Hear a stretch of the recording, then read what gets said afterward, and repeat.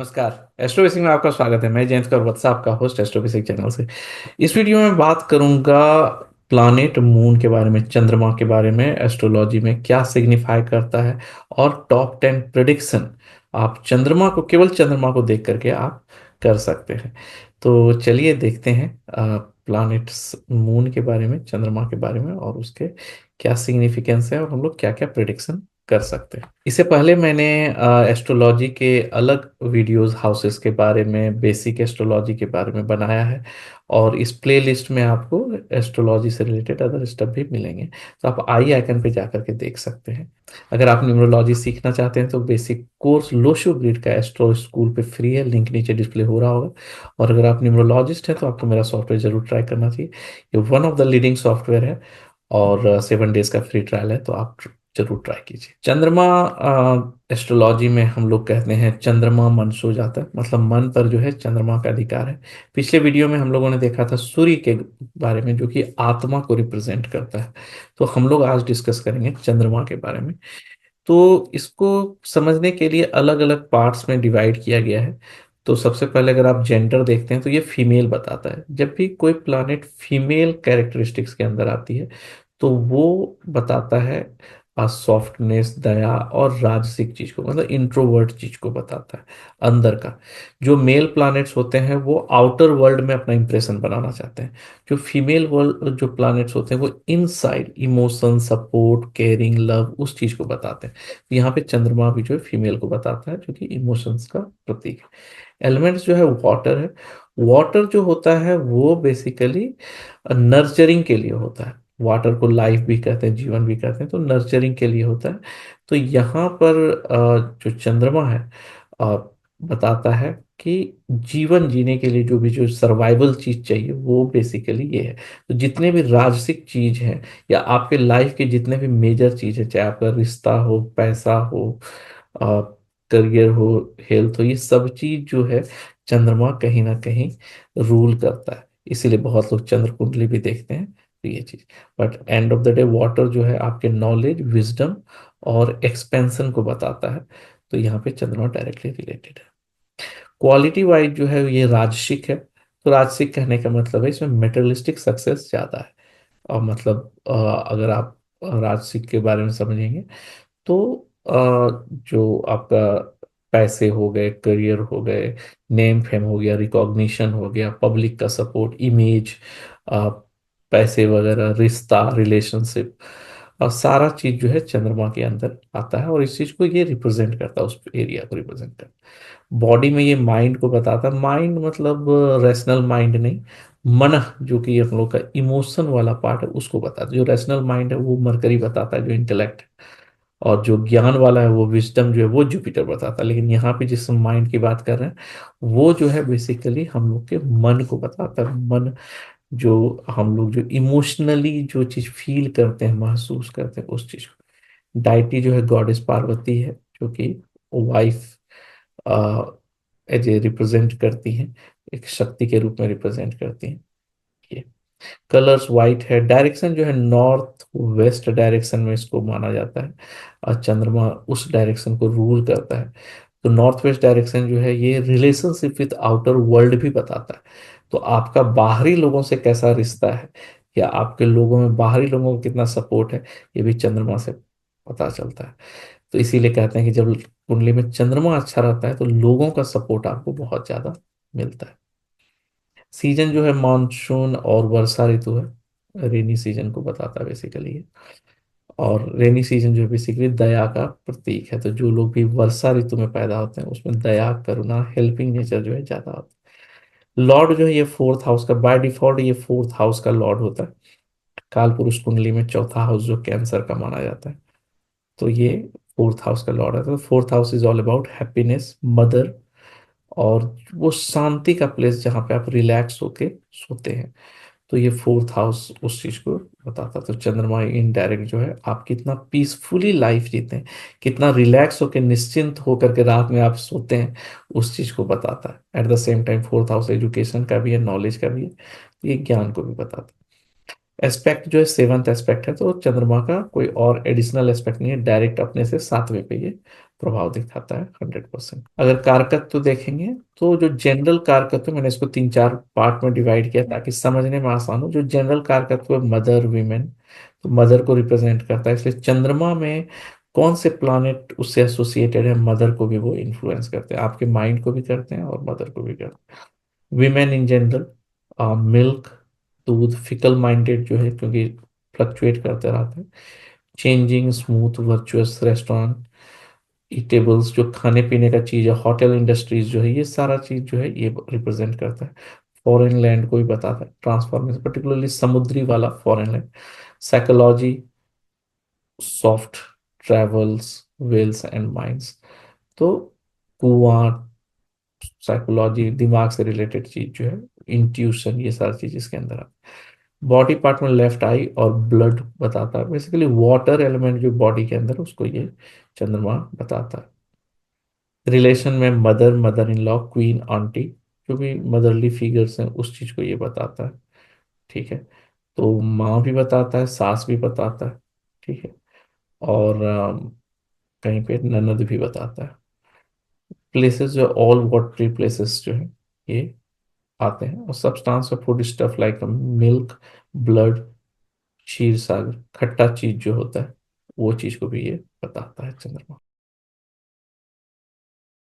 तो top 10 prediction के बारे में आप जानते हैं, तो प्रोडिक्शन पहला है कि जहां पे होता है मून, वो मदर को रिप्रेजेंट करता है। अगर मेलेफिक एसोसिएटेड है तो वो हेल्थ इश्यूज बताता है।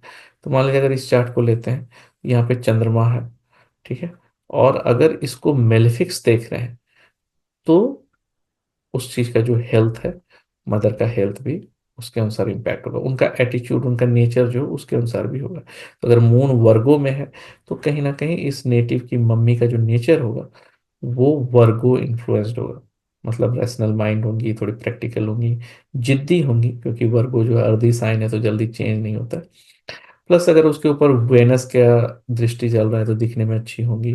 मार्स का दृष्टि पड़ रहा है तो गुस्सा भी आएगा, सन मार्स दोनों दिख रहा है तो एग्रेशन, एंगर भी होगा उनके अंदर। तो इस तरह से हम लोग देख सकते हैं कि ये जुपिटर की भी दृष्टि चल रही है तो कहीं ना कहीं वो कैरेक्टर वाइज अच्छी होंगी और घर परिवार को लेके चलेंगी। तो इस तरह से हम लोग जज कर सकते हैं मदर के नेचर को। दूसरा प्रिडिक्शन है कि अगर मून जो है माइंड भी रिप्रेजेंट करता है और इमोशनल स्ट्रेंथ को भी बताता है। अगर मेलेफिक अटैच है तो ये स्ट्रेस देगा, डिप्रेशन देगा, एंग्जाइटी देगा।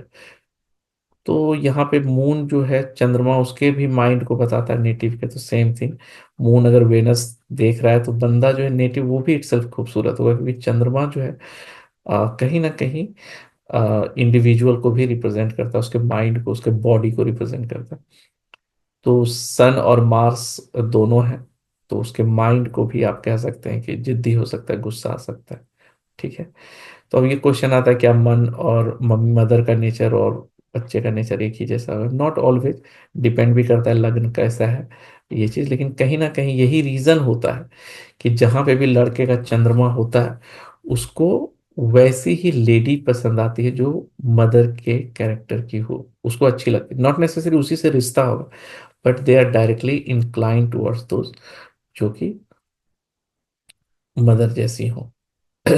सेम चीज लड़की के चार्ट में जहाँ पे सन होता है उसको वैसे लड़के पसंद आते हैं, क्योंकि सन रिप्रेजेंट्स फादर।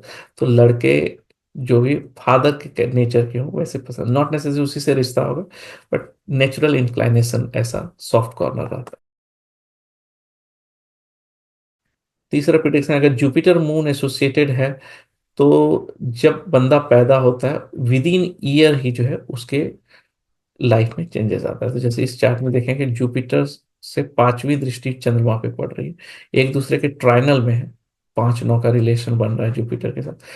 तो यहाँ पर जब ये बंदा पैदा हुआ होगा तो विद इन ए ईयर ही इसका कहीं ना कहीं ट्रैवल हुआ होगा, या तो घर शिफ्ट हुआ होगा, या चेंजेस हुआ होगा, रिलोकेशन हुआ होगा, या कहीं फॉरेन ट्रैवल हुआ होगा, या होली प्लेसेस ट्रैवल हुआ होगा, क्योंकि चंद्रमा जो है परिवर्तन को बताता है और जुपिटर जो है ये नेटिव को बताता है, सेल्फ को बताता है। तो यहाँ पे चेंजेस देखने के लिए मिलता है। तो अगर चंद्रमा से ज्यादा प्लैनेट एसोसिएटेड है कंपेयर टू लग्न, तो हम लोगों को प्रिडिक्शन जो है मून चार्ट के अनुसार करना चाहिए। जैसे इस चार्ट में अगर आप लग्न को देखते हैं तो यहाँ पर कोई प्लैनेट्स नहीं है, केवल एक राहु की दृष्टि है। ऐसे राहु का वेटेज नहीं लेते हैं क्योंकि ये छाया ग्रह है। तो राहु केतु को हटा करके अगर हम लोग काउंट करें तो यहाँ पर और लग्न में कोई प्लैनेट नहीं है। लेकिन अगर चंद्रमा को देखा जाए तो चंद्रमा के ऊपर वेनस, सन, मार्स, तीन तीन प्लैनेट की जो है, ऊपर से जुपिटर, चार प्लैनेट की जो है दृष्टि पड़ रही है। तो इस बंदे का अगर प्रिडिक्शन करना है तो वर्गो को एज ए लगन बना के, चंद्र लगन बना के अगर किया जाए तो इनका प्रिडिक्शन ज्यादा अच्छा होगा रेदर देन लगन से देखने के, क्योंकि यहाँ पे इनकी चंद्र कुंडली ज्यादा स्ट्रांग होगी। मून और मार्स जो है बैंक्रप्सी और ब्लड प्रेशर रिलेटेड प्रॉब्लम लाता है। अगर चंद्रमा किसी भी तरह से फायरी साइन में है या फिर मंगल के साथ एसोसिएटेड है तो एक बार पहले तो वो सडन गेन कराएगा, वो ग्रोथ बहुत जल्दी दिलाता है, लेकिन एक बार बैंक्रप्सी भी दिलाता है। अगर चंद्रमा मंगल दोनों कंजंक्ट है तो होने के चांसेस ज्यादा रहते हैं, एस्पेक्ट में थोड़ा इन्फ्लुएंस कम होता है। लेकिन अगर कंजंक्ट है तो डेफिनेटली एक बार बैंक्रप्सी भी लेके आता है, लेकिन पहले ये ग्रोथ दिलाएगा सडन। इसके अलावा जो है ये ब्लड प्रेशर रिलेटेड प्रॉब्लम भी लेके आता है। अगर मंगल किसी भी तरह से वाटरी साइन से एसोसिएटेड है या फिर चंद्रमा के साथ है, या चंद्रमा जो है वो मंगल से या फिर फायरी साइन से एसोसिएटेड है, तो ब्लड प्रेशर रिलेटेड इश्यूज आते हैं। चंद्रमा के दोनों साइड अगर कोई भी प्लानिट नहीं है, ठीक है, अगर चंद्रमा के यहाँ पे कोई प्लानिट, जैसे ये चंद्रमा है, तो इसके 12वें घर और नेक्स्ट हाउस अगर दोनों साइड पे कोई प्लानिट नहीं है तो ये बेसिकली अकेलापन और लोनलीनेस लेके आता है। लेकिन यहाँ पे है प्लानिट, लेकिन अगर नहीं रहते हैं तो ये बेसिकली बंदे में अकेलापन लेके आता है, और कभी कभी उसे ऐसा लगता है कि मुझे कोई नहीं है, सारा काम मुझे अपने ही करना है, मेरे को कोई सपोर्ट नहीं है, ऐसा। और ये वन ऑफ द क्राइटेरिया भी होता है जब हम लोग डिप्रेशन, एंजाइटी, ये सब चीज चेक करते हैं, क्योंकि उनका जो सपोर्ट ऐसा फील नहीं होता तो वो होप जो है उनका खत्म होने। जो जॉडियक साइन है और मून नक्षत्र reveals lot information about native personality, this must be. चंद्रमा किस नक्षत्र में है और चंद्रमा किस जॉडियक साइन में, इससे बंदे का पर्सनालिटी पता चलता है। ये सबसे इजीएस्ट वे है समझने का उस बंदे के इंडिविजुअल, क्योंकि चंद्रमा आपके मन का स्थिति बताता है, आपका सोचने का तरीका पता, क्योंकि आप जो रिएक्ट करते हैं इस दुनिया में वो अपने इमोशन के अनुसार ही रिएक्ट करते हैं। आप कैसा महसूस कर रहे हैं वैसे ही आपको दुनिया दिखती है। ये तो जैसे चंद्रमा यहाँ वर्गो में है, तो वर्गो का कैरेक्टरिस्टिक्स इस बंदे में बहुत ज्यादा पाया जाएगा। एनालिटिकल होगा, न्यू आइडियाज चाहिए होगा, आपका मेहनती होगा, जिद्दी भी होगा क्योंकि वर्गो अर्धी साइन है।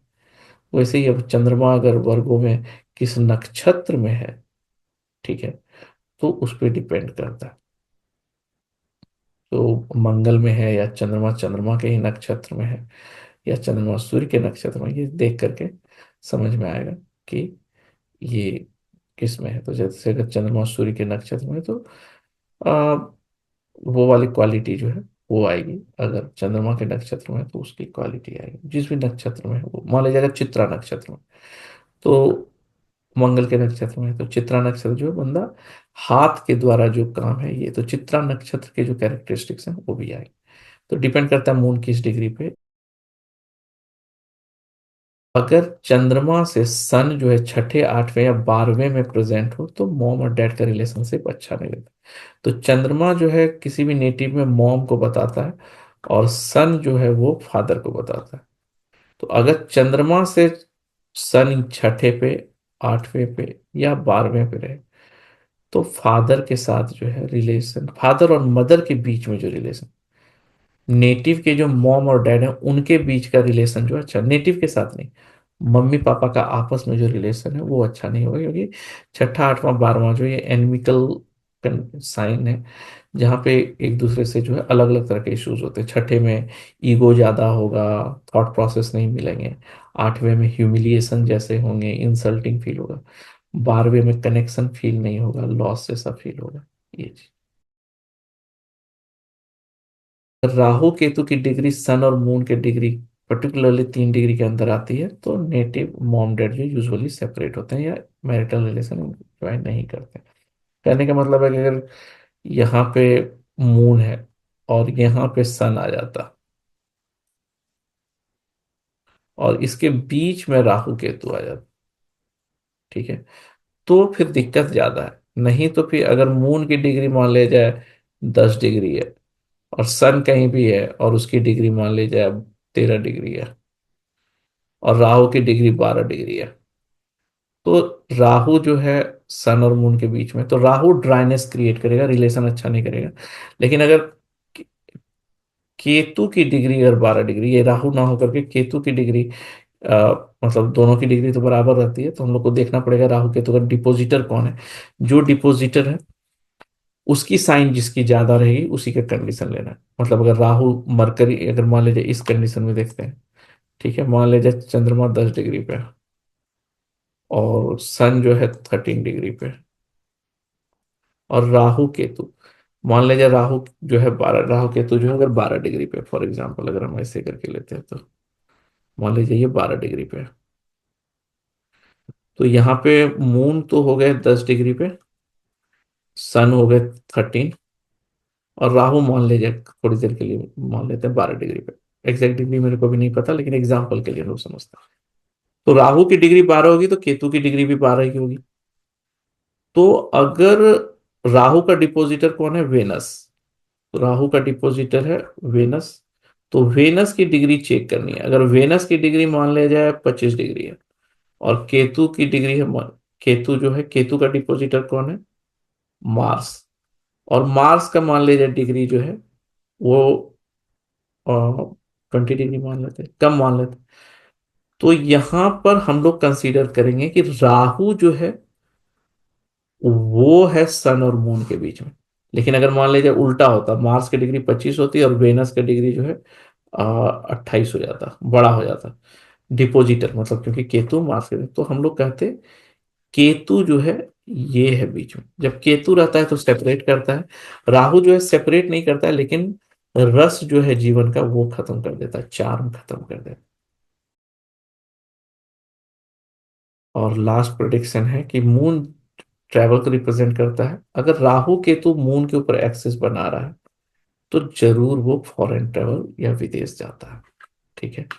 ट्रांजिट में भी अगर हो तो तभी भी करता है, अगर नेटल चार्ट में तो भी है। तो राहु केतु का अगर एक्सिस जो है मून के ऊपर बन जाए, ओके, तो जा करके ये, मतलब या तो राहु राहु केतु ऐसे आ जाए या केतु यहाँ आ जाता राहु यहाँ आ जाता, या वाइस वर्सा, या इधर आ जाता केतु यहाँ आ जाता राहु, ऐसे। तो ये एक्सिस अगर बना रहा है, मतलब दृष्टि पड़ करके एक्सिस बना रहा है, इसके ऊपर अगर एक्सिस बन रहा है चंद्रमा के ऊपर, तो फॉरेन ट्रेवल विदेश यात्रा जरूर, क्योंकि राहु जो है बॉर्डर बताता है, मून जो है चेंजेस बताता है, तो डेफिनेटली लॉन्ग डिस्टेंस ट्रेवल को बताता है। सेटलमेंट जो है अलग तरीके से देखते हैं लेकिन ये इस चीज को। तो ये था मेरा एनालिसिस चंद्रमा को लेकर के। अगले वीडियो में हम लोग बात करेंगे किसी और प्लानट मंगल ग्रह को लेकर के। तो अगर आप मेरे चैनल पे नए हैं तो सब्सक्राइब कीजिए। मिलते हैं अगले वीडियो में, तब तक के लिए नमस्कार।